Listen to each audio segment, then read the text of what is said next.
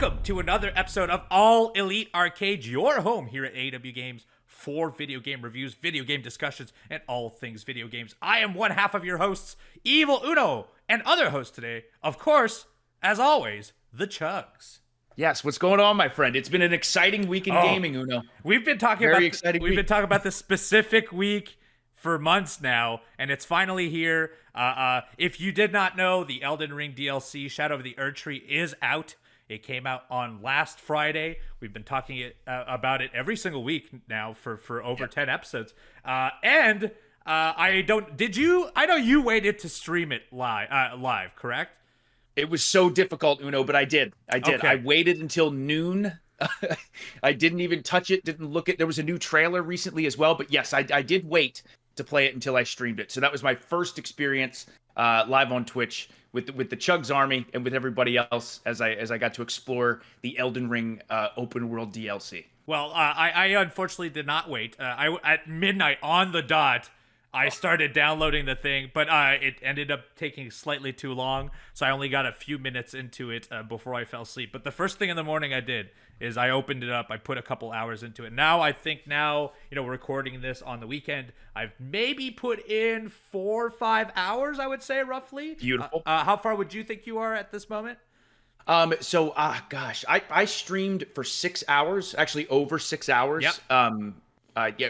As we're filming this, it was actually yesterday. Mm-hmm. So I put quite a bit of time into it. And Uno, I hope you don't mind if I jump right in. Please. I want you to. Okay, because I have so much to say. Again, Elden Ring as a whole, the base game was such a special game, and we've talked about this before. In that you have such a sense of wonder, and every time you explore, you're rewarded in some capacity.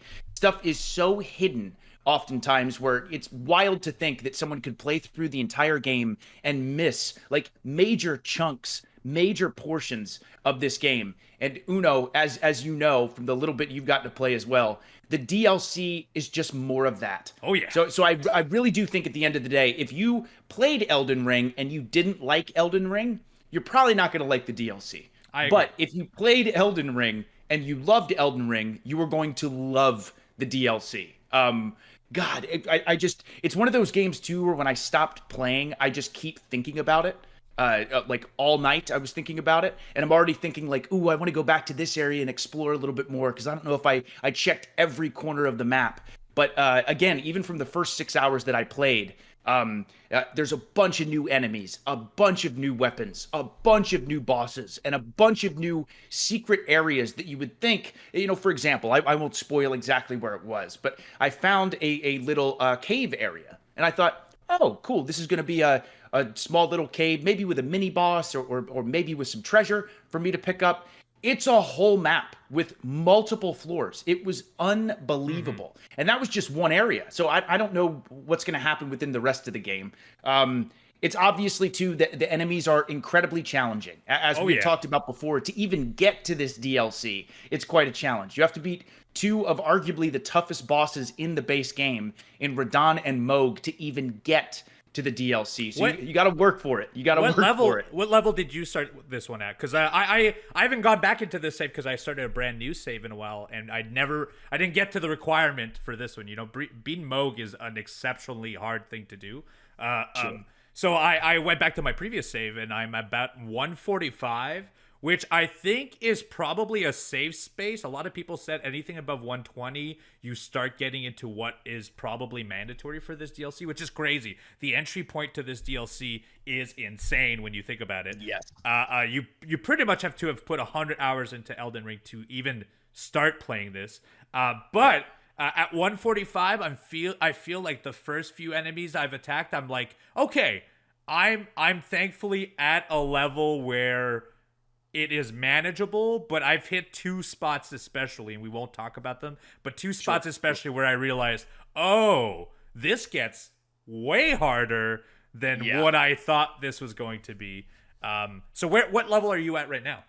So I actually started the DLC at a fairly high level. I never started New Game Plus because I know with From Software and with Miyazaki, their DLC always involves you being close to the end of the game and then starting it. And we knew that the Elden Ring DLC was going to drop at some point. And we were all exactly right. That is the case. You have to be very, very far into the game. So, Uno, I started this DLC actually at 165. Whoa, jeez. Very high level. And I did notice this. So I was using pretty much my whole playthrough. I was using the Bloodhound's Fang. Yes. Which is one of the most powerful weapons. That's literally what I'm using as well. Yeah. And I did notice as I was playing, I was defeating some of the early enemies fairly, not easily, but the Bloodhound's Fang is very strong. So I did make a rule for myself with this DLC. That rule was, unless I am completely stuck and stumped and backed into a corner, one, I am not going to use Mimic Tier for this DLC. Dang, okay. I've decided. And number two, I had to use a new DLC weapon. And I did end up finding a new DLC weapon that I'm really, really enjoying. I had so many smithing stones backed up from collecting so many of them throughout the base game because I only used the Bloodhound's Fang. So I am using a new weapon, which is not as strong as the Bloodhound's Fang, but it's still very strong. So I'm still going for a quality build. I'm getting new armor pieces as well. Yep. I won't go into details about what those are, but really cool stuff. Sorry.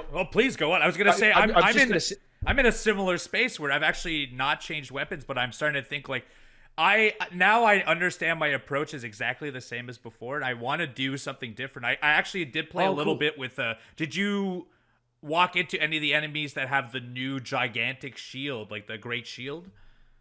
No. Okay, so I've played a little bit of that. It's like a giant tower shield that you can use to bash forward with. Nice. And so I've played a bit with that, with my secondary weapon being, or my sword being the Blood Fang. But I'm thinking now, because I've picked up, in the 4 hours, I've already picked up, I think, 8 different sets of new weapons by now. Wow. Yeah, so I think at this point, I will probably just jump out of my comfort zone for sure. See, you saying this has me so excited because I think based on our discussion and some of my other friends who are playing this, none of us have done the same thing. Nope. Not Literally even close. None of us. I have no idea where you're at. You have no idea where I'm at. I'm encountering different enemies and different armor sets and different weapons, and you're having a totally different experience, and that's what I love so much. But another thing I love that they also added with this, at least in my experience, there are a lot of items that you're picking up, specifically armor pieces, with like passive buffs, which I think is really cool. Lots of times you see that within the modded community where it's like, if you get this armor set, maybe this stat will increase, but this stat decreases. It's like pros and cons. And I've noticed within the DLC, there have been quite a few situations where certain buffs and debuffs exist within the world. But yeah, it's absolutely amazing. And also, Uno, there was an update as well, not only to the DLC, but also the base game. And my favorite new update is they've added a new tab within your inventory where it will show you not only the most recent items that you've collected, but also if you've never picked it up before, there will be like a little exclamation point beside it, which makes inventory management so much easier and so much easier to look up what you just picked up. Yes. Like I really love in Soulsborne or Elden Ring or From Software games, I love to read the juicy lore, the description of the items that I get, and they've made it so much easier for sure. In a lot of ways, that's the main way you get like the story. Like, especially in this one, it's actually a little more forward than I think the main story is, which I don't think is a bad thing. Because I feel like a lot of people play the game because it is challenging, but not that many people dive into like the descriptions of the weapons. And a lot of times those descriptions give you like the larger scale stories. This one's, because of this tab is so useful because I remember that being an issue when I would play the original game. I would have to scan through and be like, what was it called again? What the heck did this, what did I just pick up? Now with this tab, you instantly know like, okay, this was my last piece. This is my last note. Here's the descriptive from the paintings, because there's a whole new set of paintings, the whole new set of lore. So yeah, it is a lot simpler to follow the branches of the story for this one for sure. Yeah, definitely.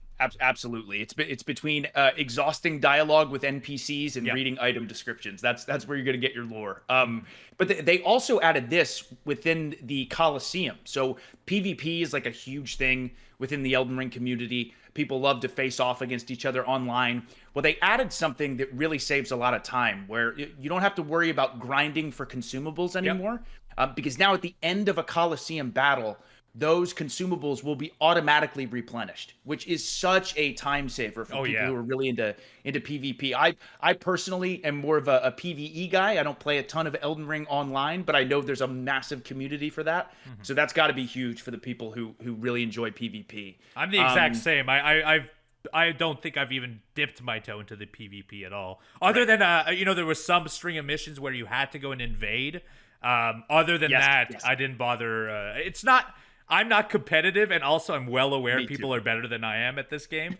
And so it's already challenging enough. I don't need that extra wrinkle. Exactly. I do love watching it, though. Yes. I do really, really love watching PvP Elden Ring matches for sure. I know some people probably aren't thrilled about this one, but there's been some nerfs as well, Uno. Specifically with the Blasphemous Blade, which is one of the most popular, notoriously strongest weapons within Elden Ring. It does super high damage, wild poise damage, and then you gain health on a kill also. Like, it is such a powerful weapon. It's the weapon that Rykard holds, which just looks so cool. So cool. But yeah, so against human enemies, specifically within PvP, I'm assuming they did nerf it a little bit, but they also did give some buffs to often overlooked weapons within Elden Ring. That being weapons like axes, bows, and whips, which is pretty cool. So I love the idea of this. Yeah, exactly. Exactly. I love the idea of this because it gets people to experiment with more weapons.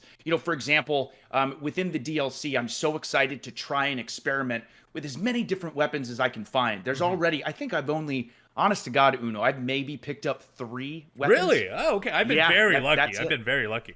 Yeah. So to be able to experiment with these different ones, I have one now that I really, really like. I won't go into detail on what it is. It's not really a spoiler, but just in case. There's some really, really cool new weapons that I'm excited to experiment with. But again, with the buffs to the axes, the bows, and the whips, like, for example, axes, they don't have the best range.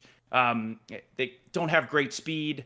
The moveset is kind of whatever. But this patch, it actually buffed the attack speed, the poise damage, and just the overall damage for the axes, which is really cool. It definitely makes them more inviting than what they previously were, for sure. So yes. And with the bows, they increased the attack speed for bows.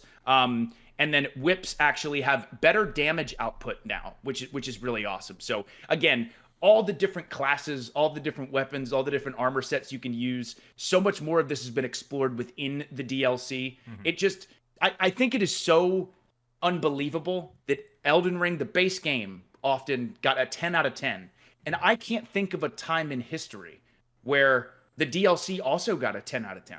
I don't think there's ever... I mean, before that, Witcher 3 was the closest thing, I think, where there was a very high bar for DLC. Maybe some of the BioShock games as well, but full straight 10/10s. Like, it's wild to think, but this is like, essentially, if it came out with the main game, no one would ever think twice. They would just have thought, I can't believe they made this big of a map. It in a lot of ways feels like they just gave us Dark Souls 3 of a size. It might even be larger than Dark Souls 3.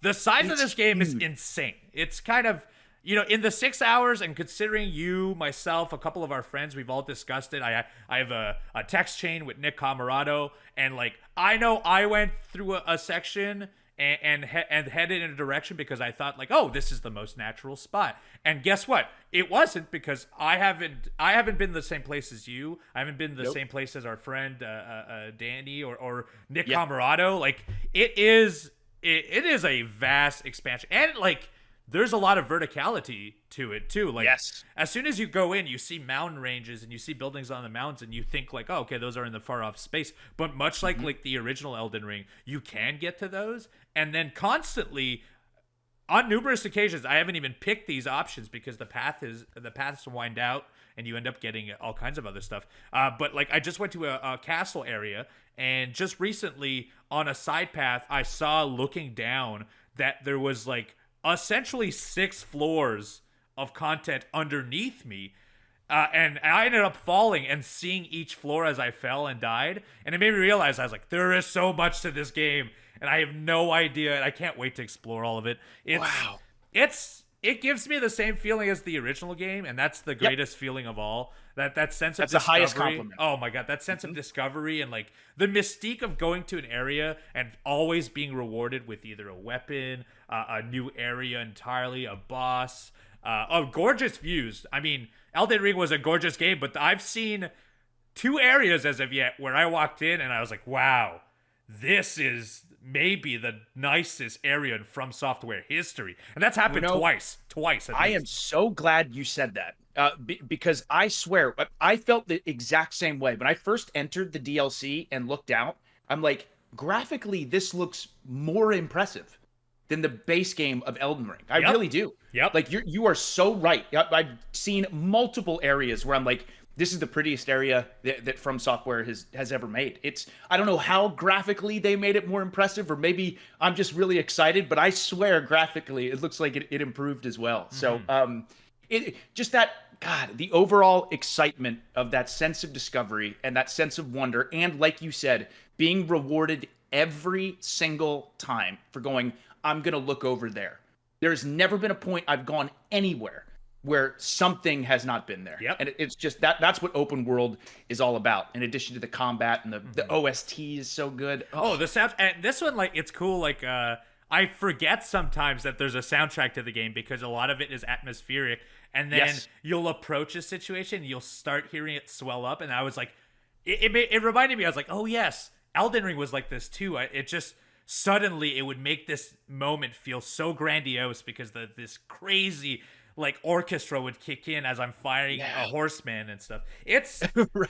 Man, is it ever good. I and the beauty of it, and this is part of what I enjoy so much about video games and us podcasting especially, is that as it happens, a lot of people are discovering it with you, and we're now in that discovery phase where everyone is discovering Elden Ring at the same time, and nothing is more exciting to me than when I talk to someone and I realize that we have completely different experiences. Like, that is the sign of an insanely good game to me. I can't say enough. It'll be very hard to top this, I think. And I'm only 5-6 hours in. I know next week we're gonna talk again about this game. We're gonna think the exact same thing. It's crazy. Be a little bit further. Yeah, it really is. It really is. Crazy. I did want to mention this quickly as well, because I just think it's so cool. Like I often say that the 2 objectively greatest video games of all time are The Witcher 3 Wild Hunt and Elden Ring. I say that often. So I do want to say, I think it's really cool that CD Projekt Red went on Twitter or X to like congratulate Elden Ring and From Software on score-wise surpassing Blood and Wine, which previously was the highest rated DLC. And they posted this really cool art piece where it's like Geralt is in Mogwin Palace. It just looks really, really awesome. But to see like 2 of the greatest studios on the planet when it comes to making just excellent, incredible, unforgettable video games, to see that type of love going back and forth from, again, 2 of my favorite games, 2 of the greatest games of all time was really, really cool to see. Yeah, there's not a lot of jealousy in the world of video games. It's cool. Like, when somebody dethrones someone, the bar is set higher and everyone's actually quite happy because, like, it's a unanimous. Like, this is an immense piece of art in reality, right? And for sure, the bar just keeps going higher and higher. Every year, we're going to keep getting these 10 out of 10 games. It's going to get graphically better. The ideas are going to get better. It's so exciting. And plus, like, I love, I mean, much like you, I love seeing when developers support each other publicly, especially with, like, the climate of video games right now. We'll have so much more time to discuss this game in the future. But if you did not realize it from our discussion, we're both having a freaking great time. having a little bit of a good time. Yeah, maybe a little bit. Just a little bit. Just a little bit. Maybe my plan is to play it the second we're done this. But anyways, usually we start when we talk about the games we've been playing. Obviously, we've been playing Elden Ring's DLC. I've also had the chance to play other stuff in the meantime. I jumped into Fortnite. They have a new Metallica stuff. There's a big concert over this weekend because they do concerts within the video game, which is kind of they do. An insane thing that they could do now. So I've been playing that. That's been very enjoyable. And then I played more of a bite-sized game because ramping up to Elden Ring, or the DLC, I was playing Elden Ring and getting humbled. And I needed like a palate cleanser going into the video game because I know my next month I will be nothing but getting mad at my television and fighting these big bosses. So I ended up playing Duck Detective and the Salami Thief, I think it's called. It's a point-and-click game. Last week I talked about this point-and-click game called The Case of the Golden Idol, where essentially you have a scenery in pixel form, and you go through it. You pick apart some words and some names, and you have to, in a booklet, essentially identify each person, kind of like Obra Dinn, and identify what crime happened. Place like, Sam killed such person with what weapon in what location. So this is a lot of that. It's a more simplified, minuscule version of that. I played, it was maybe 2.5 hours and I completed it. But for $10, it was a very fun experience. I would actually enjoy seeing more Duck Detective games, more of this type of like point and click deduction game where I have to make the choices rather than force a choice in and see if it works. It is quite neat on Steam Deck and very enjoyable. So if you're looking for a palate cleanser after Elden Ring and that seems of your interest, it's a very lighthearted romp and very, very fun. What about you? Nice. You've been playing anything else? Yeah. So again, the majority going forward is going to be the Elden Ring DLC. For example, normally have a 5-game cycle. That's gone. We're going to do the Elden Ring DLC. But I did, as far as when I'm playing on my own off stream, I finally beat The Last Faith. Ooh. I finally beat it, which is an incredible Metroidvania that I'm playing on my Steam Deck. And in Uno, it's definitely in my top 5 Metroidvanias of all time. All right. For the art style, the music, all that stuff, it's excellent. And also, I think I am very, very, very close to being done with Hellblade 2, which has been an experience. Yeah. Again, I've said that before. I'll say it again. I don't think it's a super long game, but graphically, one of the prettiest games I've ever played. And audio-wise, one of the most impressive video games I've ever played. So I think I'm almost done with that one, and it's intense. It's intense. Oh, very cool. I still have to put some time into that. I know myself, I ended up playing more Ender Lilies as well. Yes. I'm enjoying that a whole lot. So I might end up jumping into your suggestion as well, because both Metroidvanias. Is that one combat focused as well? Yes. Actually, The Last Faith is the most Souls-like of any Metroidvania I've played. Perfect. So yeah, I'll definitely probably jump into that afterwards because I'm enjoying myself so much in Ender Lilies that I'm realizing like I've missed this format a lot. Like I've been waiting for Silksong and I haven't jumped into a whole lot since. But like I need more of these because I understand it. It's they're difficult and challenging, but I have an understanding on how to approach them in a way that I want more of them. They're great games for on the go. Anyways, we talked a whole lot about Elden Ring and about the video games we've been playing, but we actually also have to talk about the big Nintendo Direct that dropped just last week, right after this.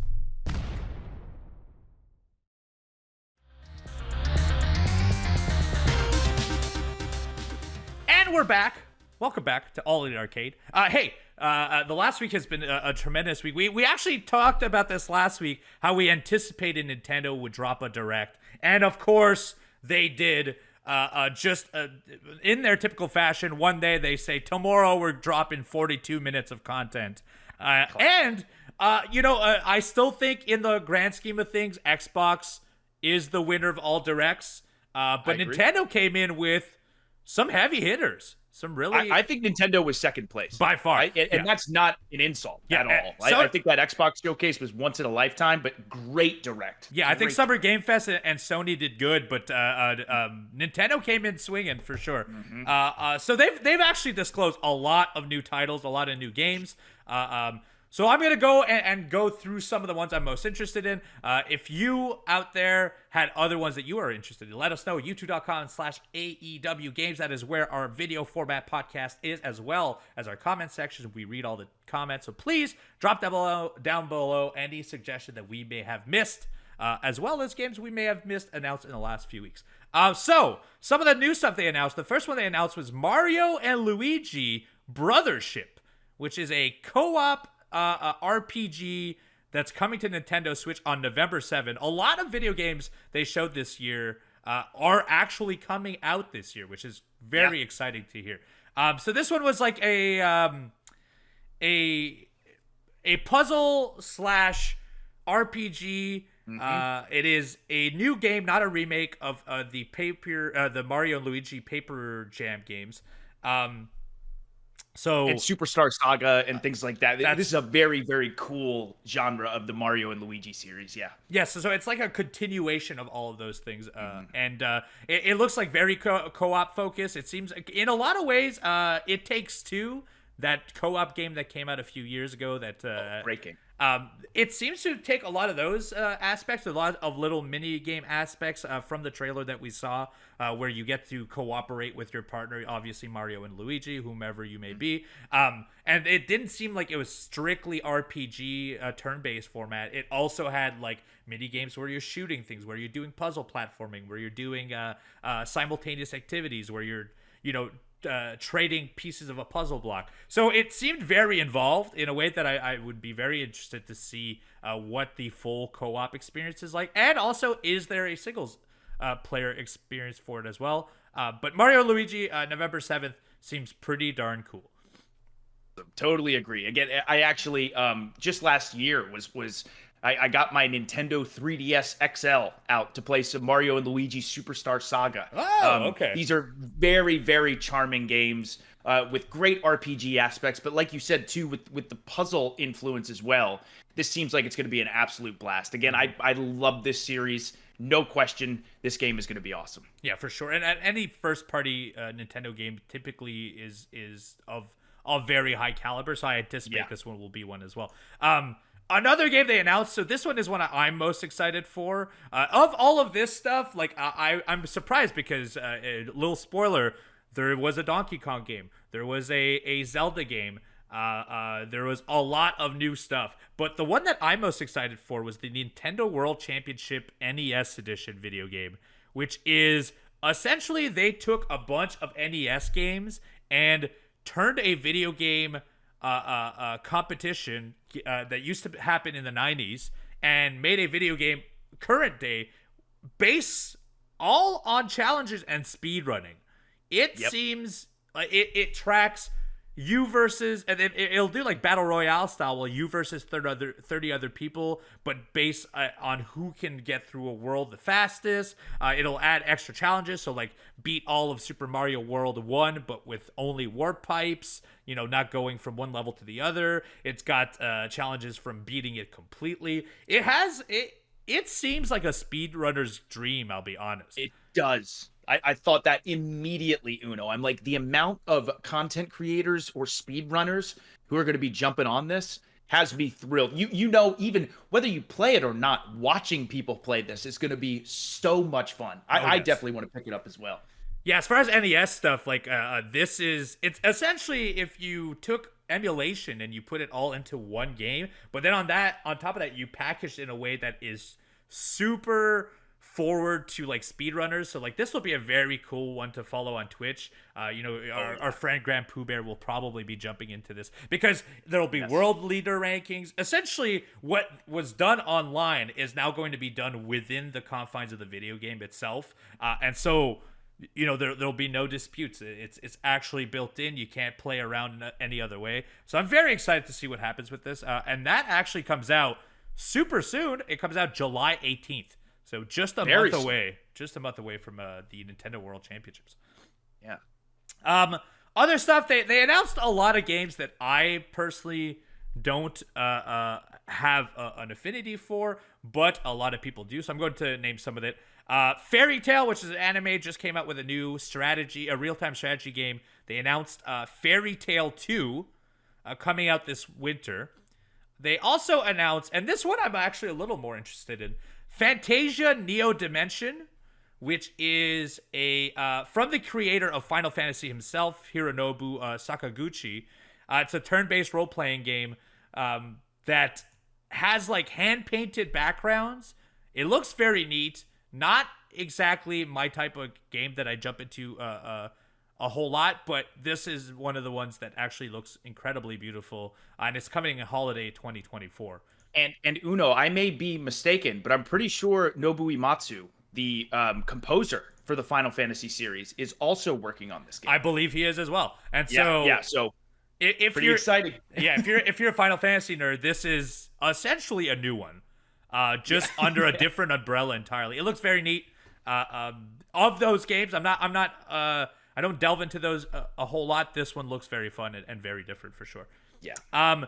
They made an announcement that Nintendo Switch Sports, yes, the video game that's been out for several years, is actually getting a free DLC update. They're adding the sport of basketballs, where you can play 4 players locally or online to shoot some hoops in either 2v2,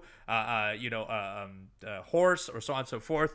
That comes out this summer. I'm sure if you own a Switch, you've probably played Nintendo Switch Sports. It's very similar to Wii Sports. It's just with utilizing the rumble on the new controllers. So that looks very interesting as well. Sure. A new Among Us update. New free update just came out last week with new roles, new crewmate and imposter roles, as well as tracking abilities. That just came out. They talked about Donkey Kong Country Returns in HD. That is the originally released on Wii, and then later on the handheld devices, they had extra levels. On January 16th of next year, it will now come up spruced up and packaged for Switch. Better resolution, obviously 1080p, and all of the worlds that were exclusive to the handheld are also coming to console. And so this is like the best package for this Donkey Kong Country Returns video game. I'm excited for this, but I will say I was really hoping for a brand new one. Sure. But this is, if you've never played this one and you love the Super NES series, this is an incredible sequel. You should really give it a shot. You should also give a shot to Tropical Freeze as well. Oh, Tropical Freeze is so good. So, Uno, I'm very, very lucky because I did not play this game originally. So this will feel like a new Donkey Kong experience for me. So I'm very excited this is coming to Switch. Like you had said, getting a brand new Donkey Kong on the Switch would be awesome. Donkey Kong is one of my favorite series. Just such a fun side-scrolling adventure. I think DK64 is excellent. I think so really too. Like it. I think so too. I love it's that. It's controversial. But yes, I love it too. For once, we both have the controversial take. I think Donkey Kong 64 rules. I can understand. It has a little bit of bloat in it, but you know what? I enjoy collectathons, so I was super into it. Me too. Donkey Kong Country Returns HD will come out in January 16th, but that is not the only remake or re-release. Dragon Quest III is getting an HD 2T remake, as well as remakes of Dragon Quest 1 and Dragon Quest 2 in HD 2D will be coming out in 2025. That Dragon Quest 3 HD remake is coming out this November. So the classic is going to be available on modern consoles. And Luigi's Mansion 2 is also getting the HD remake treatment, coming out in June of this year. So June 27th, literally the week this comes out, you can play Luigi's Mansion 2 in HD. Yeah, very, very cool. Very, very cool. They also announced a big Nintendo Switch Online update just this very month. If you have the Nintendo Online, you now get access to the Game Boy Advance Classic, the Zelda Link to the Past 4 Swords video game, and Metroid Zero Mission, which is the remake of the original Metroid. As well as on the N64, if you have the expansion portion, you get Turok, the first Turok, which is funny, we just talked about it last week, and Perfect Dark, which we also talked about last week. Both of those available now through the expansion pass on Nintendo Switch Online.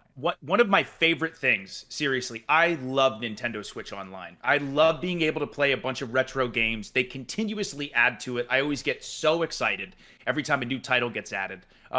Being able to return to some of these older games or games that maybe you haven't played before is one of my favorite things on the Switch. So these additions are huge additions, and I'll definitely be playing them for sure.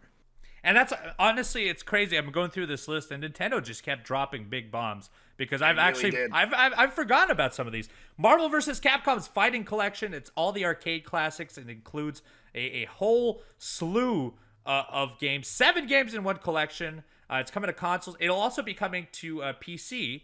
Online multiplayer with roll-bound netcode with low latency, which is how you want to be playing these games. You want to have your inputs put in as fast as humanly possible. It includes most of the Marvel vs. Capcom games. Marvel vs. Capcom 2, which has not been on consoles in over a decade, and to me is the best of those video games. It also features a ton of the, if not the best roster of characters, including Storm, Magneto, Sentinel, Doctor Doom, Cable. They also have a few hack and slash games from the Marvel vs. Capcom days, including The Punisher, which was a arcade classic hack and slash, and X-Men Children of the Atom and X-Men Street Fighter as also part of this package, which have never had a console release since 1998. So very cool package of video games if you're into those. I especially love Marvel vs. Capcom 2. I played so much of that when I was a kid in the arcades, so I'm very excited to go back to it for sure. Oh, yeah. I know this was one that a lot of people actually said they were most excited about within this Nintendo Direct. I know this is a really, really big deal. I'm not very good at fighting games, but I do love watching fighting games. And I definitely, just based on history and influence alone, this is a collection that I definitely would like to pick up for sure. Mm-hmm. And it's going to make for some good content and probably even rejuvenate the Marvel vs. Capcom fighting scene. I'm really excited to see if that's the case because that's the stuff that I remember early Evo I would get interested in for sure. Yeah. Another big one that they dropped is the next iteration of the Mario Party game is called Super Mario Jamboree. It includes 5 new board games and 2 from the previous games. Up to 20 players compete online in a vast variety of new modes. It's the biggest Mario Party yet, which means it has the most amount of mini games, and of course it is coming out this year in October. I mean, we know how these Mario Party games work. I think I've played every iteration, and I will probably play this too, but it's a great package of all these little mini games. Nintendo just knows how to make short experiences, and this one seems like it's gonna be the total package for sure. I have never played a Mario Party that I didn't like. And this one seems so cool because every single clip they showed were all like brand new mini games that don't exist. It's not like old rehashed ones. I'm not saying that that's not going to happen, and I'm not saying there's anything wrong with that. But the fact that there's so many new maps, so many new mini games, and the fact that you can do 20-player online mode is wild. That's absolutely wild. So cool. They announced a ton of other games, but I will skip through some of it. I will mention a couple before I get into the big 2 releases that came out through Nintendo Direct. 2 that I'm interested in as the Ace Attorney Investigations collection. It's a new collection of 2 Ace Attorney games that have never been released on the American side, and are getting the high-res treatment, so they will not just be sprites, they will be animated. That looks very cool. It's coming out on September 6th. It's called Ace Attorney Investigations Collection. And I'm a big Danganronpa fan. If you don't know what Danganronpa is, it's kind of a murder mystery where you're introduced to 12 characters. One of them is supposed to be a killer, and then slowly they get they have one person kill off. And so it's kind of a story game, but you also have some interactions with it as well. Well, the people that made Danganronpa are now making a brand new game that has been teased here on the Nintendo Direct, coming out in early 2025, called the 100-Line Last Defense Academy. No clue if this relates directly to Danganronpa or if this is its own little universe. They did not showcase that much of it, but it is something I'm very excited for. I'm a big fan of the people who make Danganronpa, and this one looks like it's going to be very cool as well. Now, the big things that come, all of this stuff I was very excited for. If these two pieces alone just came out on their own, we'd still be saying that Nintendo was the second tier. Because Absolutely. they announced a new Zelda game. The Legend of Zelda Echoes of Wisdom, and it's not just any Zelda game. This one you can actually play as Zelda. So now when people tell you that they're playing as Zelda, you can tell them, yes, in this video game, yes, you are playing as Zelda. In all the other Zelda's is not the main character. It is Link who is being played. Finally, you get to play as Zelda, and it's kind of finally. We're finally here. And surprisingly, it took this long to have Zelda's own video game, but it's a stylized, kind of looks like Link's Awakening, that remake that came out a couple years ago, and it's our own adventure where they have a very interesting mechanic where, as you progress through the world, any item you interact, you'll then be able to create.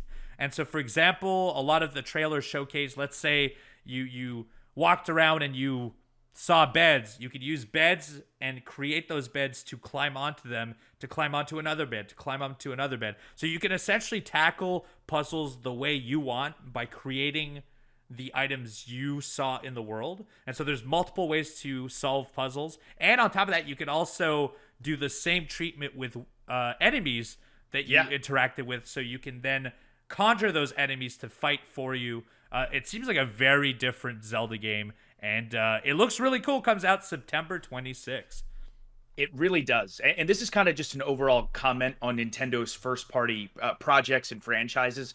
It blows my mind how they constantly are able to reinvent a franchise in its own way. Like again, Mario has constantly evolved and changed in certain ways. Donkey Kong, same thing. Metroid, same thing. And obviously the same thing with The Legend of Zelda. I mean, it's so cool that they're taking like a different approach. Again, like you had said, like that Link's Awakening remake, it looks like a similar art style to that. But you're playing as Zelda, finally. The combat is very, very different. I'm sure the puzzles are going to be different as well. And again, it's a Legend of Zelda game, so it's pretty much a guarantee that it's going to be wonderful. The trailer looked wonderful. Mm-hmm. Absolutely day one going to be playing this. Oh, yeah, me too. I mean, I think I don't think there's been a bad Zelda game in a very long time. And anytime they've done these side things, like Link's Awakening HD remake was great, or a Cadence of Hyrule, which when they let the people that made Necrodancer make a Zelda game, that also was incredible. So I'm very excited to see this new path for the Zelda story and how they're going to approach it. I look, this looks more bite-sized, obviously, than the Tears of the Kingdom, but yes, I'm very excited to delve into this this September for sure. Yeah. And Nintendo actually came out with another heavy hitter. This one, they announced this game originally in 2017 at E3. We are now 7 years later, and we have now a trailer for Metroid 4 Prime, or Metroid Prime 4 Beyond. That is the new title that was added, the lower tier to it. The last game from Metroid Prime, number 3, was released in 2007. So that's over 17 years ago, a sequel to that very video game.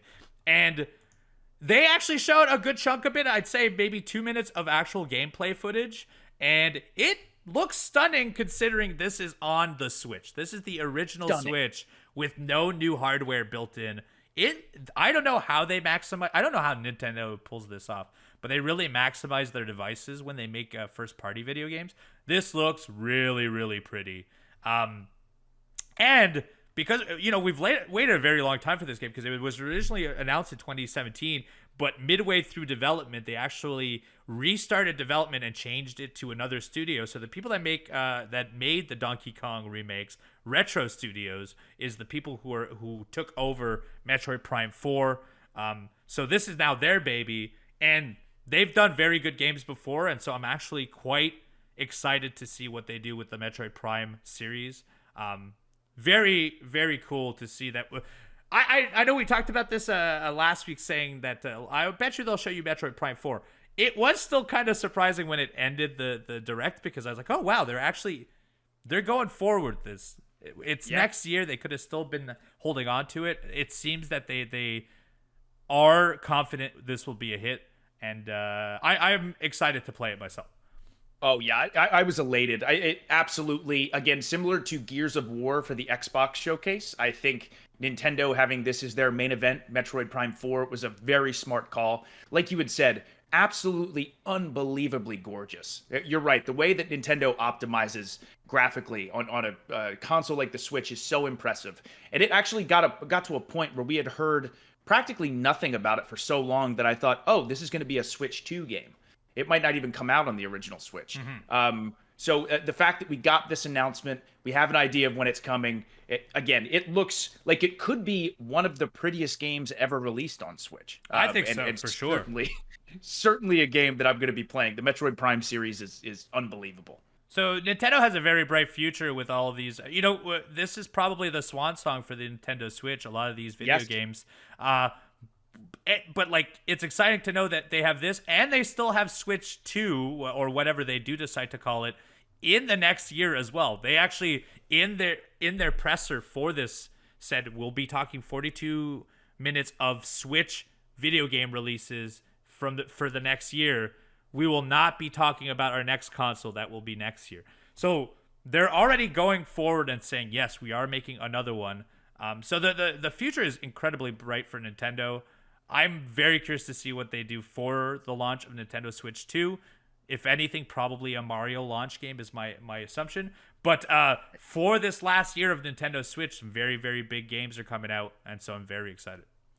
Yeah, me as well. And the Switch is one of the greatest video game consoles of all time. So I appreciate that here in its last, section of its life, we're going to get some really, really big hits and games that people are going to be over the moon about. Mm-hmm. So let us know in the comments, youtube.com/AEW Games, what you were excited for, or if there's any of the games from the Direct that we forgot to talk about. Let us know in the comments down below what you are looking forward to on the Nintendo platforms. And we'll actually be answering some of your questions from our community mailbag right after this.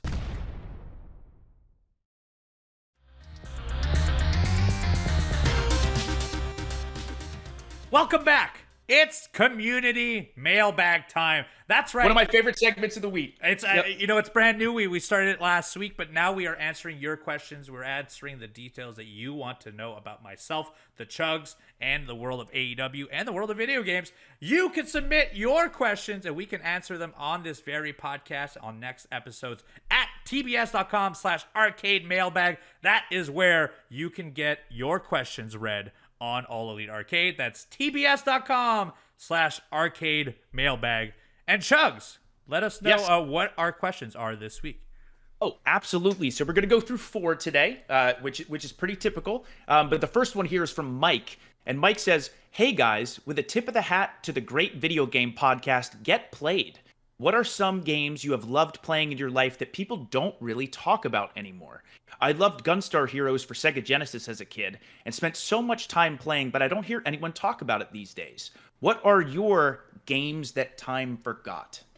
Oh, yeah. I mean, we come from a similar era for sure, but a lot of the video games that I played as a kid that no one talks about anymore, or like didn't get a sequel, didn't get a remake. My big one that when I was a kid that I couldn't understand why no one was playing was Super Smash TV, which was a top-down 360 shooter game, co-op base where you would go room to room and you would try to survive a room. In a lot of ways, Binding of Isaac and a lot of the procedurally generated roguelike games kind of had what Smash TV had originally. You go through a path, you choose your path. Depending on the path, you might get different weaponry so that you can then go to the boss, defeat the boss, move on to the next level. And so it's funny because it's a video game that I have spent so much time playing. Me and my childhood friends would play it all the time on the Super Nintendo. And it almost feels that no one remembers it. Or maybe this was just a game that only applied to me. But for me, I would say Super Smash TV is the game that time forgot. Oh, nice. Yeah. God, I have a couple that I could think of, but one that comes to mind is, for example, Rival Turf on the SNES, like a Yes. great side-scrolling beat 'em up was so fun. That one was a blast. Very difficult, by the way, too, especially when you get to the later levels. Another one for me is Croc on the PlayStation 1, a very fun 3D platformer, which I just think is so charming. It had great music. I know the controls were a little bit difficult, especially I think the same year Super Mario 64 also dropped. So this had like directional turning versus like an analog turn. But I think my number one, if I had to pick one, Uno, I'm going Brave Fencer Musashi on the Whoa. PlayStation 1. I have no idea what that is.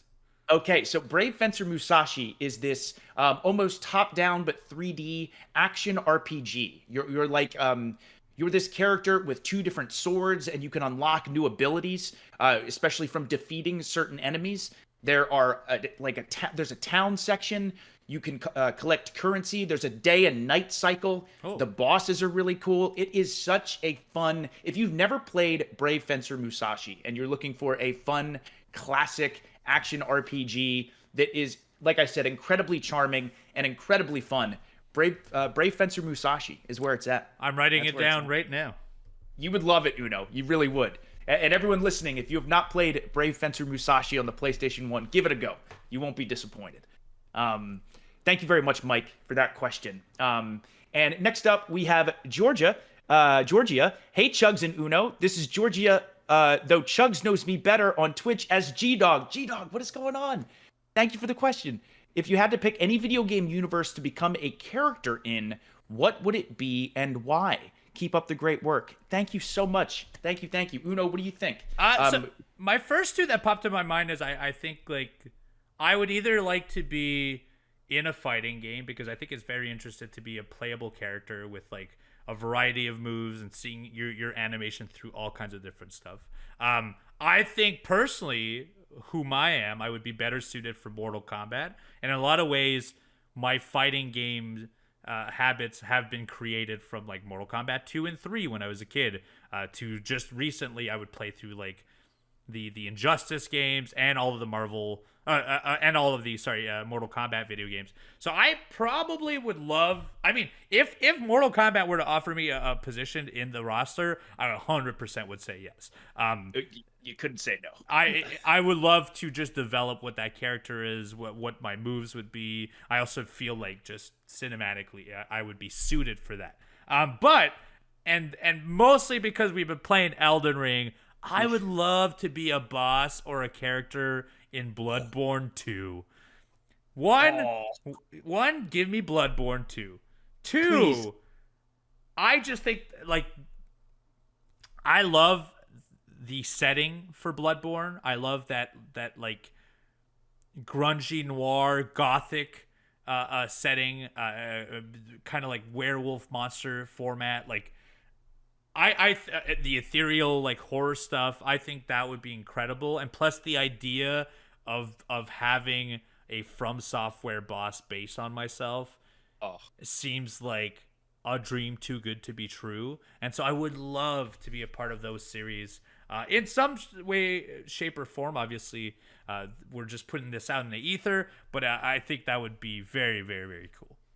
I think that would be really cool also. And Uno, I think for me, I would want to be a character within the Witcher 3 Wild Hunt universe. I really do think that world as a whole is one of the most beautiful settings in all of video games, specifically the DLC, like Toussaint, the Blood and Wine DLC. Yep. I wish it was a real place so I could move there. It is so beautiful. But the Witcher 3 as a whole with its characters, I think the voice acting in the game is amazing. I think the intricate stories are really incredible, and I just think the world as a whole is so beautiful and so fun to be a part of when you're playing the game. So if I had to pick a game to be involved in, I'm going either, well, The Witcher 3, but also it's been a dream of mine since I first really got into video games. If I could somehow be in a Halo video game, oh my goodness, I would be absolutely over the moon. Absolutely over the moon. Whether that would be as a Spartan, whether that would be as a Marine, whether that would be as the Covenant. I think just being involved in the Halo world in a Halo game would be an absolute dream come true. It also doesn't seem too far-fetched considering they've used, personalities to do voice acting within the games. So I know Conan's been in one. I think Dan Reichert is in one of them as a voice as well. That's awesome. So yeah, I think not. You know what? A completely attainable goal. I think, Chugs. Yeah, that's fingers crossed. Yeah, fingers if you're out there, let's get Chugs into an Xbox game. Specifically Halo. Right. That would be the dream. Okay, next, once again, Georgia, thank you so much for the question. I appreciate it, and I'll see you on Twitch. Next up, we have Elias, and Elias says, what are 3 games you wish you could experience again for the first time? Cop-out answer. Well, you know what? Actually, I won't say that. I was going to say Elden Ring, but I feel like I am now with the DLC re-experiencing it for the first time as if like it was completely fresh. But the first time I played The Legend of Zelda on N64, Ocarina of Time, I remember my mind being blown at just like the depth of story that was involved in this video game. I love Super Mario 64. It's one of my favorite video games of all time, but it's just a bunch of levels. There is no overarching story. Whereas I remember in Zelda, I was like, oh, this is like a world where like the characters intertwine, and there's a reason why this area is this way, and there's a reason why these people look like this, and the characters are built around rock or built around volcanoes or water and so on. And so if I could replay Ocarina of Time for the first time with like completely my eyes blinded, I think that would be incredible. Another one that I wish I could revisit is I wish I could go through my experience of Red Dead Redemption 2 again. Because now I know everything and I know the whole story, but I remember when I first played it through how addicted I was to the feeling of like knowing what was Arthur's next step. What was the next area I was going to gallop into and explore. I would love... I think one day we'll get to do that again with like Red Dead Redemption 3, for example, or even, GTA 6 is coming next year. And so in some ways, I'll at least get to experience a new Rockstar thing. But the first time I ever played Red Dead 2, I remember playing it and being like, okay, this is what a masterpiece feels like. This is what a game with like a lot of thought and a lot of love feels like, and I would love to do that again. And then my third game to experience again for the first time, that is, I'm starting... Oh, actually, okay, I'll say this one. This one, I actually played it in like the third week of its release when things hadn't completely blown up about it, and I had no idea what I had my hands on. But the first time I played Undertale, I didn't know the scope of what that game was. And I will not reveal the scope of that game. If you have not played it, you should go out there. Oh, actually, you should play it right now. I'm going to give you a fourth one, actually, because of this. Playing that game, it felt like I was playing something new and exciting. And then to find out the next layer of it, and having to have those discussions with people online, because I was like, whoa, is this game... This game is not what I think it is, right? No. And that feeling of just discovery and that feeling like I was being tricked in a way, and having to discover it with other people and having to go on message boards and understand like the mechanics of the video game. It was really cool to be on the ground floor of something and play a game that now is unanimously known as like one of the best independent games of all time. Easily. Toby Fox is something special. Oh, he really is insane. And then my last one, because this one just struck in my head. Outer Wilds. If you've never played Outer Wilds, it is a... How do I... I don't want to disclose the depth of what is in this, but it's a space exploration game where you start off on a planet and you have the opportunity to explore other planets. But it plays a lot of ways in a Zelda game where every planet it's its own dungeon, but it has such insane ideas and such the premise is incredibly touching and incredibly insane. You only can advance in the video game by getting more knowledge, and so as you're exploring, the knowledge that you gain from exploring will tell you how to address another section or open up other sections. So it's a game that, if you've never played Outer Wilds, I would say please go out of your way and give it a shot.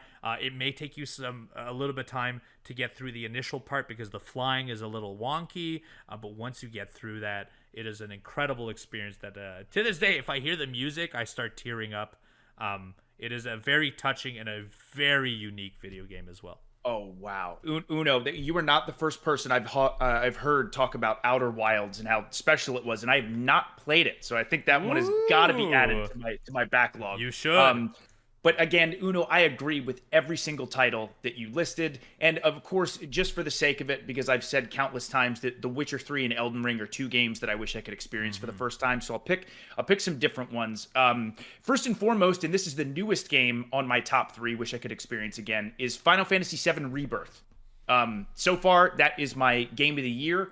FF7 Rebirth has done such an amazing job of capturing the specialness of the original Final Fantasy VII, while at the same time keeping you guessing of like where the story's going to go, what's going to happen. They clearly put so much love, care, and attention to the Final Fantasy VII universe. These are people who genuinely care about FF7, and that really shines through. And FF7 Rebirth was an emotional, wonderful, amazing experience. So that one for sure. Number 2 for me is the original Last of Us. Of course. When I first really got into gaming, at the time all I had was an Xbox One, and I played my brother's PlayStation 4 because I really wanted to experience The Last of Us. I kept hearing about how amazing it was. The Last of Us made me buy a PlayStation 4, and I also became a PlayStation guy because of that game, in addition to Xbox. So just, again, one of the greatest stories ever told within gaming, a story that will stick with me for the rest of my life. Just absolutely wonderful. Again, two characters who you really connect with dearly by the end of that game. And number 3 for me, to bring it back to Halo, the original Halo Combat Evolved. That campaign, I actually think Halo Reach, personally, is my favorite campaign of all time in the Halo series. But Halo Combat Evolved, you just knew that first-person shooters in this format have truly arrived at this point. The campaign with twists and turns and just amazing replayability. The original Halo Combat Evolved for me. But Elias, thank you very, very much for that question. And we got one more question, Uno. Thank you again for sending in your questions, everyone. Yes, thank you. This is from John. He says, "Hey guys, love the podcast so far." Thank you, John. My question for both of you is, what is your go-to nostalgic console, and what is a game that you love to play that others may have overlooked? He says, "For myself, it is the NES. I go back to games from that console all the time for a nostalgia boost." John, thank you for the question. So I actually have two. There's two that I spend a lot of time on. My Nintendo 64, I think I revisit at least monthly. Be it No Mercy, be it Super Mario 64, Banjo-Kazooie, Banjo-Tooie, Space Station Silicon Valley. I play a lot of my N64, but I feel like a lot of the games that I would play on there are gems that everyone is aware of. But the one that I think in a lot of ways the unsung console of all time, the Sega Dreamcast is one that I feel had it come. Oh, look at that! I'm wearing a Dreamcast shirt. What are the chances? One of the, honestly, some of the most forward-thinking console making of all time. It had internet access. You had email access. There was DLC well before anyone else was thinking about it. You could browse the web, CD-based stuff, so you could play your music on it. I love Shenmue 2. I love the Sonic games. I played a whole lot of Giant Graham 2000 on that. That's a pro wrestling game on there that is very fun. But one that I feel like a lot of people haven't played, and I'm very surprised, is called Cannon Spike. It's a Capcom top-down, third-person 360 shooter with a lot of like Capcom stable characters. Mega Man is in it. It's got a bunch of cool bosses. It's It's co-op as well. You can get 2 players in there. It's a lot of fun. I like to revisit it every now and then. And another one that I also came out on a Dreamcast is called Die Hard. It's a Die Hard arcade game where you walk around in third person. There's a lot of quick time events. It's a lot of like mashing combat. But it is a game that I used to play all the time when I was young, and occasionally will come back and revisit because they don't make games like that anymore where, you know, you're just mostly mashing and buttons on some people, and then interstitially it would cut to like these cutscenes with quick time events, and if you failed them, like a bus would hit you, for example. So those are 2 games I played a whole lot of, but mostly for nostalgic reasons. But if you're gonna play one, go play Cannon Spike on Dreamcast. All right. Yeah, John, based on your question, again, I have a couple that probably necessarily aren't overlooked, but I do have one that I do think is overlooked. For example, I say at least once a year, I play through Super Mario World on the Super Nintendo.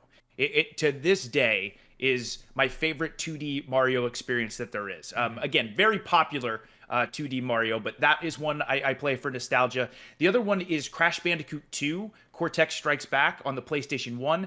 I just have such amazing memories with that game. I remember one day, me and my brother stayed home from school because it was a snow day, and my mom took us to the video store, and we got to rent Crash Bandicoot 2, and at the time, we didn't know that it was even out because we're kids. You know, we just showed up to the video store, and then there it was to rent. And we played it all day as it was snowing outside. But to this day, one of my favorite Crash Bandicoot games, Bandicoot games, excuse me, of all time. but I think the number one game for me that is overlooked, and this is actually my number one go-to nostalgia experience when it comes to gaming, is Road Rash 1 on the original Sega Genesis. I love that game dearly. Again, the Sega Genesis was the first console I ever played. It was the first console we ever had in our home. Road Rash was not only the first game that I ever played, but it's my first memory of my entire life when I was 3 years old. I remember watching my dad play Road Rash. And to this day, I will go back and play it. I actually just played it a couple days ago. And let me tell you, when you get to like level 4 and level 5, these racers, they are tough. I'm currently going through and trying to get first place on every single race in every single level of difficulty, and I am stuck right now. You have to play perfectly, but the music is awesome.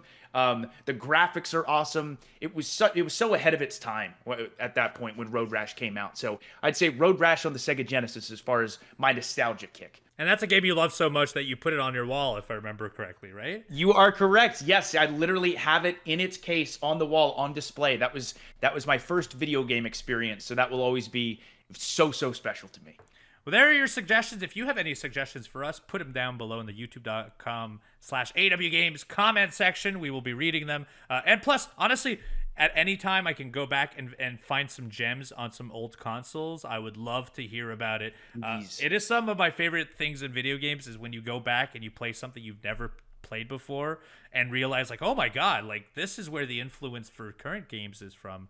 So do let us know what are your favorite gems. Put them in the comments down below. And if you would like your questions answered on a next episode of All Elite Arcade, go to tbs.com/arcade mailbag so that you can send a question and we will read it on our next community mailbag segment.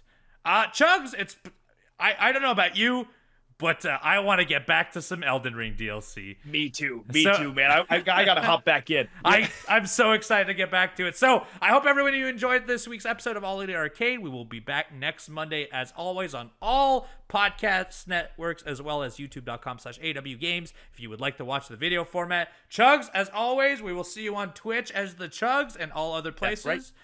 I appreciate you all for tuning in, and we will see you next week. Bye-bye.